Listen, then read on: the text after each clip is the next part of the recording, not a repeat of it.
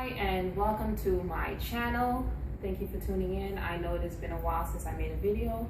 I do apologize, but I've been really busy lately with a lot of things, and I'm back. So today I am going to make a not so ordinary oatmeal cookie. I was going through one of my culinary books. Some of you know that I went to culinary school for baking and patisserie, but I found a recipe. It was not healthy at all, so I found a way to make it healthy, and I hope you like it. It is a oatmeal cookie, but not the way you think, or the typical oatmeal cookie that you probably eat. So okay, let's go ahead and get started. First, it's not so ordinary. We're using oat flour. Oat flour is just regular oatmeal ground up. I have a NutriBullet. You can use a NutriBullet, you can use a blender, food processor, whatever works better for you. I take it in my NutriBullet, whole as it is.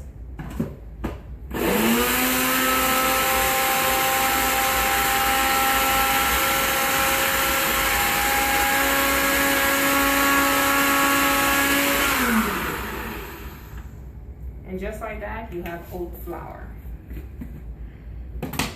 See? Alrighty. Alright, let's get started. Now with baking, you want to leave your ingredients out, let them get to room temperature. So I let my ingredients sit out for about 15 to 20 minutes. It produces a better product compared to just using your ingredients straight from the fridge with like your eggs and your butter. So let's go ahead and get started. You're gonna put the ingredients in the order that I am telling you. All right. First thing, we are using butter. I'm going to use the metric system also because when you're baking, you want to be precise. And if you're using cups and ounces, you may not be so accurate. So I'm going to give you the measurements, US and in metric system. Okay. All right. First of all, we have our butter here. Now I have 2/3 of a cup of butter, which is also 75 grams of butter. Like I said, if you're using the metric system, if you have a food scale, that's great. If it's digital, it's even better because you can get a better number. All right. In this bowl, I have half a cup of stevia or your favorite sweetener, and I also have half a cup of brown sugar and a pinch of salt. The pinch of salt is the equivalent of 1/8 of a teaspoon. And we're going to use the creaming method. So I'm going to cream in the butter and the sugar. All right, I'm going to slowly do that.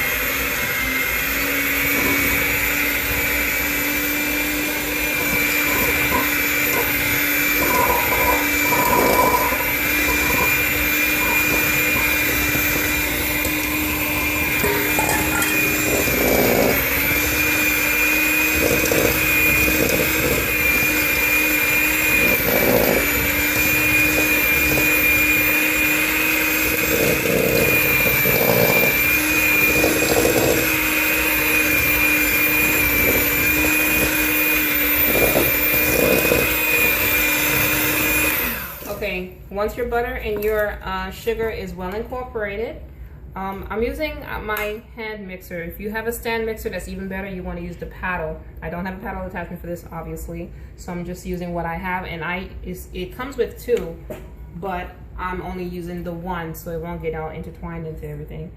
Next, you have 1 egg.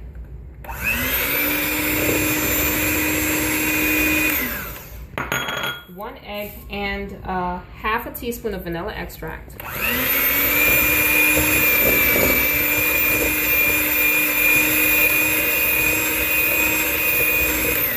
Now when adding your egg, one thing that you don't want to do, you want to make sure that you don't over cream. Over creaming, it's hard to fix.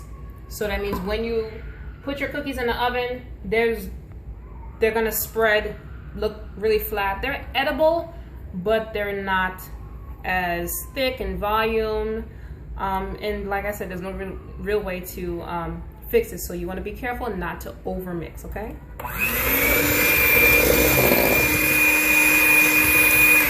And last here I have my oat flour.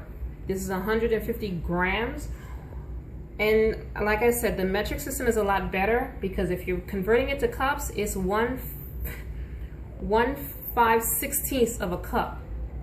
So like I said, try to use the metric system. It's a lot easier, it's a lot better to get an accurate number. And I also have a 1/4 teaspoon of baking soda, which is 2 grams. And we're gonna slowly add this in.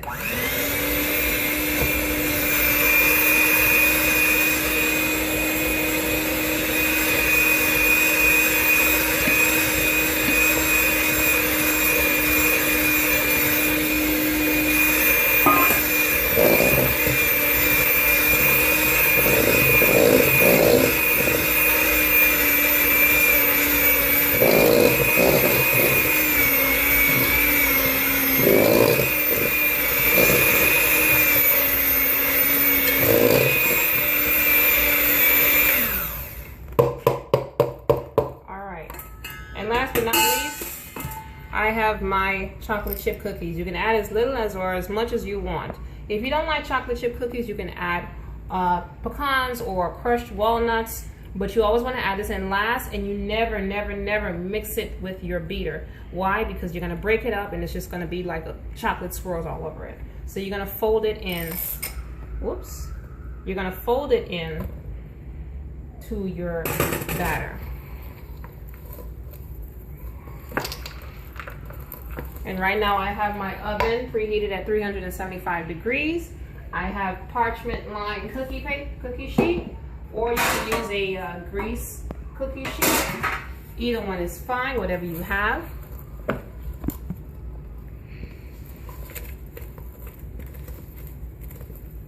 And these are going to be just as good as the stuff you buy at the store, but even better because you made it at home by yourself.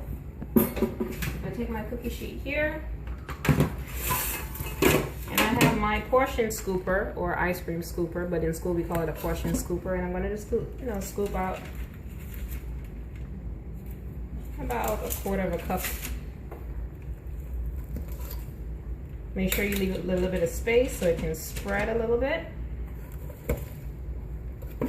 Alright, and once I'm done lining up these cookies, I'm just going to pop it in the oven for about 10 to 15 minutes or until done. Everybody's oven is different, so mine may be done in 15 minutes, yours may be done in 20 or less than 15. So I'll be right back when my cookies are done. Okay, I just took my cookies out of the oven. They were baking at 375 degrees for about 15 minutes. If you like a chewy cookie, you want to take it out a lot sooner, maybe a minute or two earlier. If you don't like a chewy cookie, you want to leave it in for an extra minute or two, but please monitor it. You don't want it to burn. And I place my cookies here on a cooling rack, let them cool just a bit. Again, I'm going to run down my ingredient list. Like I said, I try to make this a lot healthier. I use Smart Balance spread. That is two-thirds of a cup of Smart Balance, or 75 grams if you're using the metric system. I used 1/2 cup of stevia, 1/2 cup of brown sugar. I use light brown sugar. That's 60 grams in the metric system. I also used a pinch of salt, 1 egg, 1/2 teaspoon of vanilla extract, 150 grams of oat flour. Oat flour, again, is just regular oatmeal placed into a blender, food processor, or NutriBullet, ground it up, and it turns into powder or flour-like consistency. If you're using cups, it's 1/5/16 of a cup. That's why I say it's better to use the metric system, so it's 150 grams. As much chocolate chips as you want, or as little as you want, fold it in. You're going to use the creaming method, and you're going to put the ingredients in the order that I just said them, okay? Pop in the oven, and boom, you're done. So let's go ahead and taste my cookies that I just baked. Let me get another one. That broke up really good, really nice.